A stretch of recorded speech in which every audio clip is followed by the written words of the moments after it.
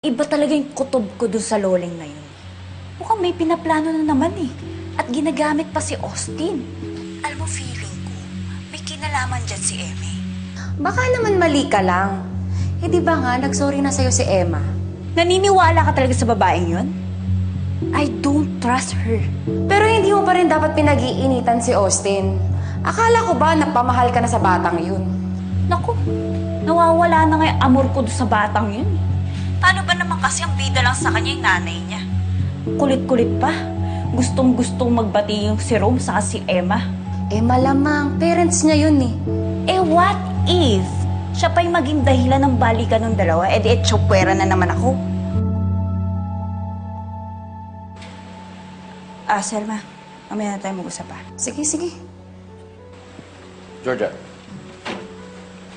hindi ko gusto yung ginawa mo kay Austin. Rome, I'm sorry. Hindi ko naman sinasadya na pagtaasan ng boses si Austin. Ang kulit-kulit niya kasi kanina. Pero don't worry, next time kapag nangulit-uli si Austin, ako na mismo iiwas sa kanya. I'm sorry. Ayoko nang maulit.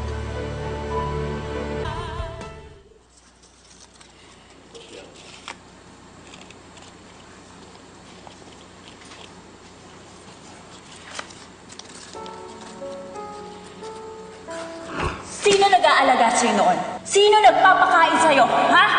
Sino nagpapatulog sa'yo? Sino nag-inikot ng mga kalat mo? Hindi ba ako? Tapos ngayon, baliwala na lang ako sa'yo, ha? Ito? Ito? Ha? Tama ka, Georgia! Kailangan ko po yan! Yan ba? Yan ba? Ha?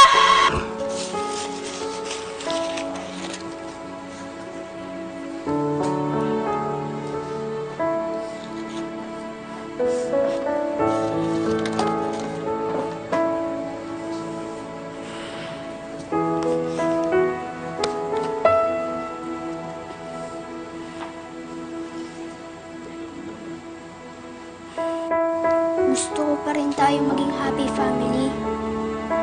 I love you all very much.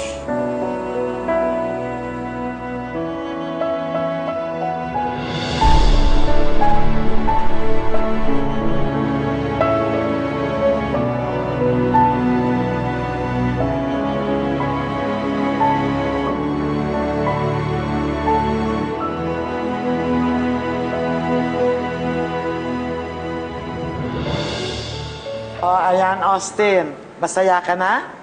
Thank you po, Yaya. Siguradong magugustuhan po to ni Mami at ni Daddy. Galing. Mukhang isang buong sweldo mo, nagastos mo dito ah.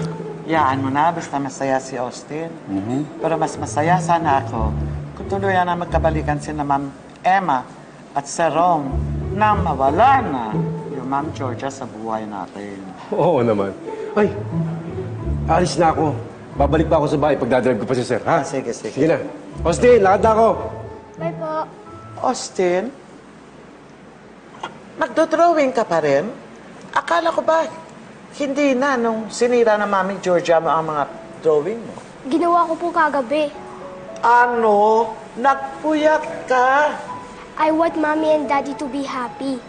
Sana pagkatapos nito, magkabalikan na sila. Ang bait talaga na alaga ko. Come to Yaya.